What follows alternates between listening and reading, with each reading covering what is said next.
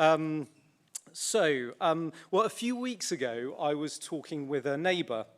The family have come along to Emmanuel a couple of times, and so I was asking them what they had thought of it. Well, she said that her and her partner had talked about it afterwards. They loved the sense of community, and of all the kids playing together in the field outside afterwards. They said that they loved how everyone would look out for each other and that they would love to be part of that. But she said, the thing is, Mike, we're just not into all of that religious stuff. On a separate occasion about 2 weeks ago, I was in London having a pint with a colleague after work. And I can't quite remember how we got onto the subject, but we started talking about my faith. And he said to me, I admire your faith, Mike, but the thing is, I'm just not into all of that religious stuff. I wonder, is that your experience of talking to people about your faith? Have you experienced a similar reaction when talking about Jesus? That some people, they're just not into all of that religious stuff. They're just not the religious type. Maybe you're here today and you have similar feelings. You're coming along just because a friend invited you, or maybe because your parents made you.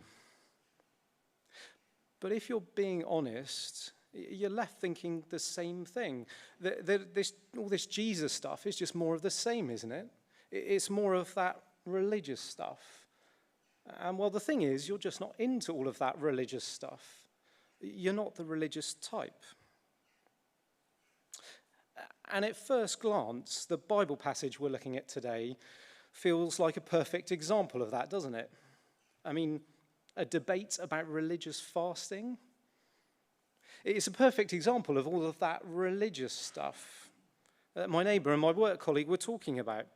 The religious rules and the rituals that all feel so irrelevant and seem designed to make you miserable.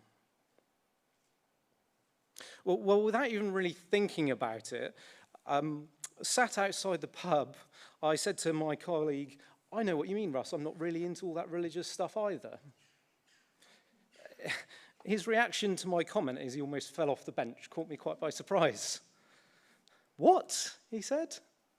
What do you mean you're not into all of that religious stuff? You were telling me the other day that you're preaching in a few weeks. You go to church every Sunday. How can you say you're not into all of that religious stuff? And that's the problem, isn't it? Without closer inspection, it's easy just to assume that Jesus is just another religious leader. And that Christians are just a bunch of people who are into all of that religious stuff. But I want to ask you to stick with me as we look at this passage, because in it we will see that Jesus is not just another religious leader. And he hasn't come to bring more of all of that religious stuff. In this passage, we will see that Jesus has come to bring relationship. And it's not just any relationship. It's the relationship that we were made for. And it's a relationship that we long for. Fasting is fairly common these days, isn't it? But more so for health reasons. But back then, fasting was what God's people did out of a longing for God. God's people would look at the world around them and they would say, this is not how it's supposed to be. I wish God was here. In sorrow at the state of the world, and in longing for God, and in desperation for God to do something about it all, they wouldn't eat. Instead of eating, they would pray. They would spend their meal times asking God to act, to do something about the state of the world, to come and put everything right. You see, the Bible tells us that when God made the world, he made people to be in relationship with him. And in the beginning, it was wonderful. God and his people enjoyed each other's company. but it explains that people walked out on that relationship.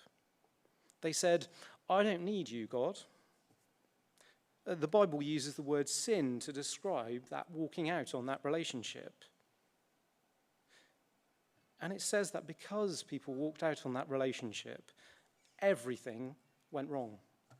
All of the mess that we see in the world today is the consequence of walking out on that relationship, the relationship that we were made for. You see, it says that people were deceived into thinking that life without God would be better. That all of the wonderful things in this world that God made for us to enjoy would be better enjoyed without the one who made them. And I think we can recognize some of the deception in that, can't we? We live for the next promotion, the next holiday, a better car or house. And they're all good things, but then we get the promotion, we move house, the holiday's over. But after a while, we're left still feeling the same thing, still feeling empty. And so we fix our eyes on the next thing. Once I have that, then I'll be satisfied. But it never does. And in today's passage, the people talking to Jesus, they've recognized that deception and they've seen the mess it has made of the world. They've realized that only God can satisfy the longing of their hearts. And so they're fasting. They're spending their meal times praying that God will come and do something, longing for him to come and fix the world that we have made a mess of. But did you notice that they are puzzled? Do you see in verse 18? Now John's disciples and the Pharisees were fasting. Some people came and asked Jesus, "How is it that John's disciples and the disciples of the Pharisees are fasting, but yours are not?" They're puzzled because they are fasting. They miss God and they long for him to come, to be with them. They're longing for God to come and fix this broken world. But they've noticed that Jesus and his followers aren't fasting at all. And they want to know why. Don't they care about the state of the world? Are they not longing for God to come and do something? Well, look down with me at how Jesus responds. Verse 19. Jesus answered, "How can the guests of the bridegroom fast while he is with them? They cannot, so long as they have him with them." Jesus says it only makes sense to fast when he is not there. Because he is with them, it's completely the wrong time to be fasting. Do you see what Jesus is saying? When my wife and I, Rosie, when we first started dating, she was at St Andrews University in Scotland, 350 miles away. And so Rosie was back from university for the summer holidays, and we spent all of our time together. We were young and in love. It was amazing. But then we got to the end of the summer, and Rosie had to go back to Scotland for her final year of uni. Well, stood at the departure gate in Bristol Airport as she left, it was horrible. There were floods of tears, and Rosie was upset as well. You see, I didn't want her to go. I longed to be with her.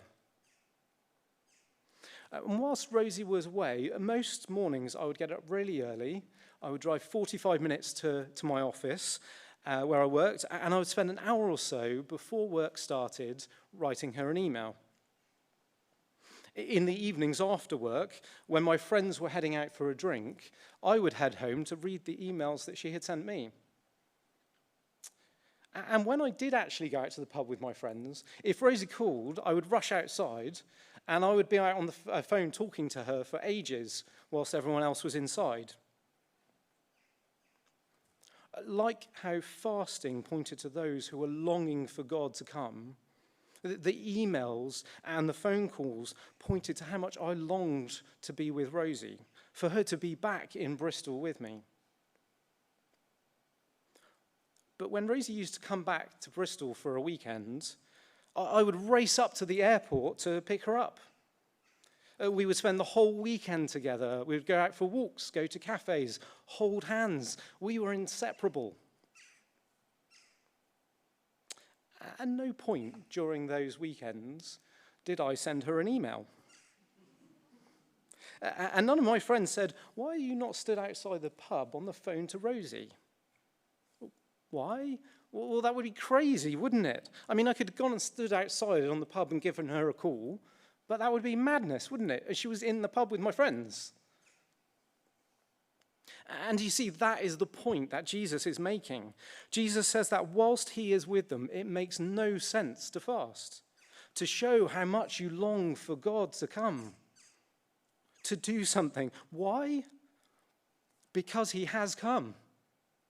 He is right there. Do you see what Jesus is saying? He makes it clear that he is not just some religious leader. Jesus says that he is God. But why doesn't he just say that? Why does he describe himself as a bridegroom? Well, in referring to himself as the bridegroom, he is not only saying who he is, but he is also saying why he has come. You see, the Bible says that because God loves us so much, he wanted to restore the relationship to him that we were made for. And through the Old Testament, God reveals his plan to do that. He says the way that he will do that is by sending a Messiah.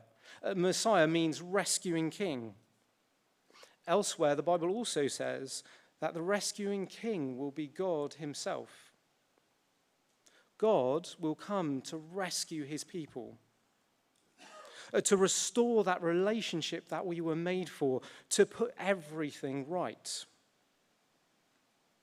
And in the book of Isaiah, written hundreds of years before Jesus, God describes the Messiah like a bridegroom. Let me just read from Isaiah 62, a brief bit. As a young man marries a young woman, so will your builder marry you. As a bridegroom rejoices over his bride, so will God rejoice over you. God says that the Messiah, the one I will send to save you, will be like a bridegroom coming for his bride. And in this passage, Jesus says, I am that Messiah. I am the bridegroom. Jesus says, I am God with you. But do you also see how it points to what matters to God? We see all this religious stuff, don't we? And when we think that God is out to spoil our fun. But do you see what he is saying? What matters to Jesus? It's not religious fasting, it's relationship. It's enjoying being with him. He says being with him is like being at a wedding. It's a time for celebration. Imagine on the weekends that Rosie was back in Bristol that I went into my room and I spent the weekend writing a slushy email to Rosie about how much I missed her. Now, do you think that Rosie would have felt that that showed how much I missed her? How I felt about her? Of course, that would be crazy, wouldn't it? I didn't need to write an email saying how much I missed her, how much I longed to be with her. She's right there.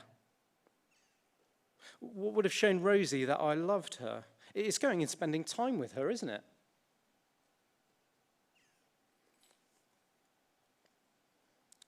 Jesus doesn't want them to fast. He doesn't want them to miss out on the celebration. He wants them to celebrate with him and to enjoy his being with him. Because Jesus came to restore the relationship with God that we were made for. And in verse 20, Jesus points to what it will take to restore that relationship. But the time will come when the bridegroom will be taken from them, and on that day they will fast. We read later in the book of Mark that to deal with the sin that separates us from God, Jesus had to die. And it's a tricky thing to understand, isn't it? But the Bible says in Jesus' death and resurrection, it dealt with the sin that separates us from God and enabled us to be restored to the relationship that we were made for. Jesus is not just a religious leader. Jesus is God come down. And Jesus hasn't come to bring more of that same old religious stuff.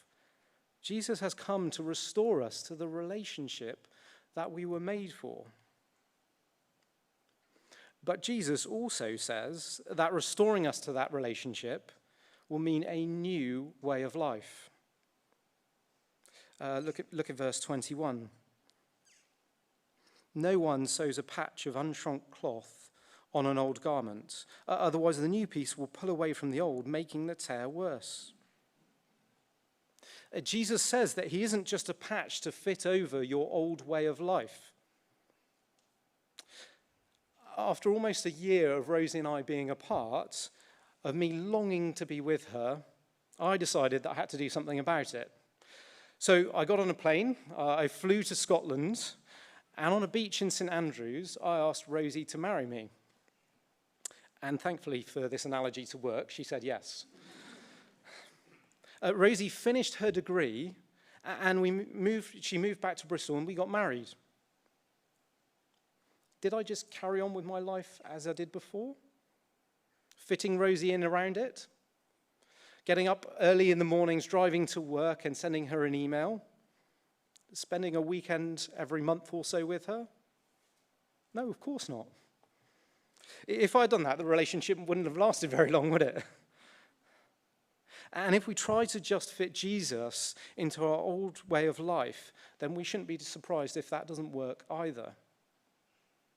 If we go to church on Sunday, but then continue living the rest of the week saying, I don't need you, God, living for what we want, by our priorities and not his, chasing after the house, the job, the holiday, then it will be no surprise, will it, that the Christian life doesn't feel that different.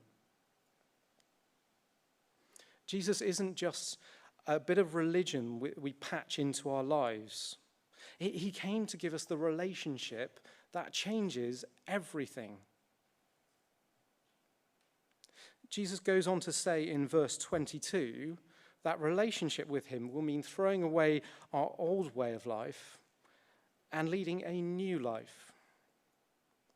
Verse 22, and no one pours new wine into old wineskins. Otherwise the wine will burst the skins, and both the wine and the wineskins will be ruined. No, they pour new wine into new wineskins. Old wineskins were brittle. New wine fermented as it aged. With new wine, you need to start with new wineskins. Like when Rosie and I got married, it required starting a new life together. Jesus says the relationship with him is not just more of the same. It will require a new way of life. And we wonder why, don't we? Well, do you remember what caused all of the problems in the first place? Saying, I don't need you, God. Living life our own way. Well, if we're to accept the relationship that Jesus offers, it will mean living in a way that says, I need you, God. It will mean living for the giver and not for the gifts.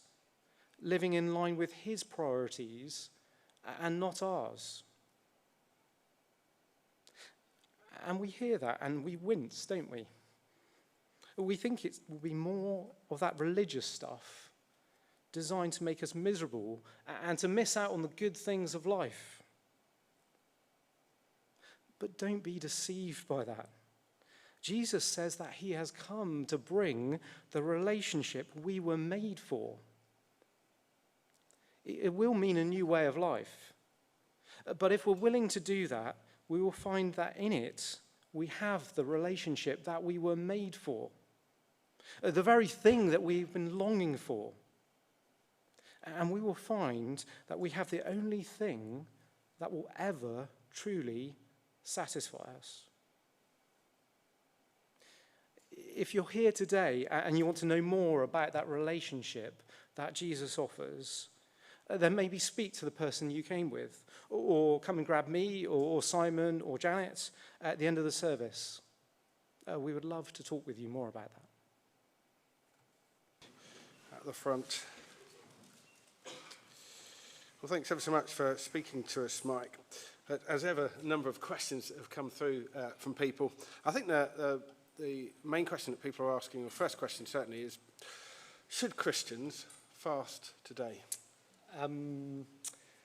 Yeah, good question. So the Bible doesn't command that we fast, but certainly there's examples in the Bible of Christians fasting, and sort of it talks about it as a good thing.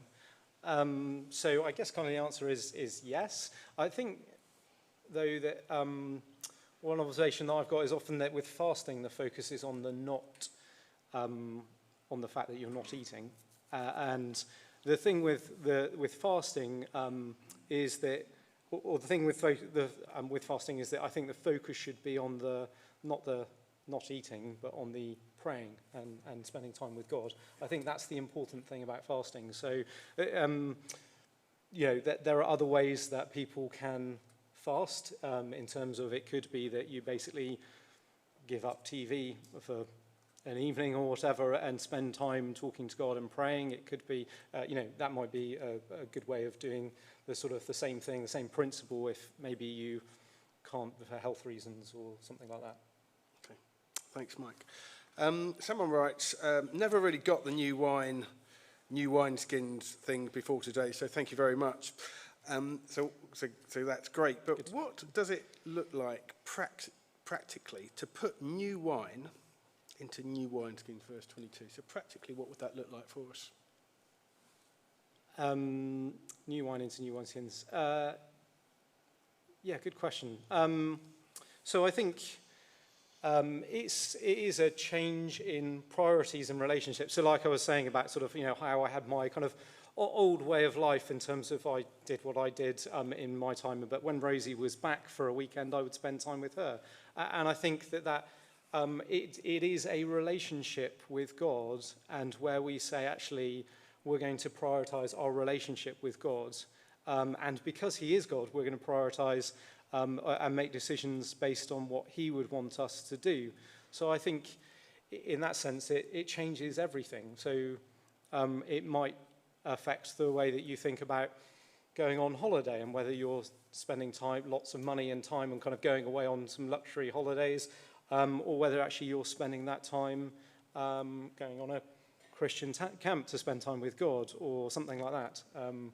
That's probably not a brilliant example, but I think ultimately what he's saying is that we have to kind of give up our own lives and our own priorities and live for him. But I think the passage makes it clear that actually in doing that, we are living in the way that we were made for. So we kind of look at it and think, oh, we're going to be giving up so much and it will feel hard. I think actually what we'll find in it is actually true satisfaction. Not those things that are temporary, but what lasts forever in eternity. And then final question, I think, is going to be this. Do you have any advice on us as Christians and us as the church family loving unbelievers well and showing both grace and truth?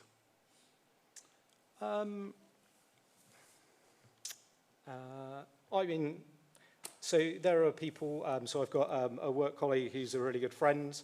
I find it quite easy to be loving towards him, to be honest. He's a great person who I hang out with lots. But I talk to him about Jesus, and I'm not really going to stop doing that. I think it doesn't necessarily, maybe I don't understand the question, but I kind of, I take the opportunity to talk to him about Jesus because I think he's someone who thinks it's just a load of religious stuff. And so we take the time to I try and talk to him about that. And I think I'd love for him to, to see that actually Jesus is not all of that religious stuff is about relationship. I mean, that's kind of what, so I grew up in a Christian family. My dad drove us to church 3 times every Sunday, 45 minutes each way.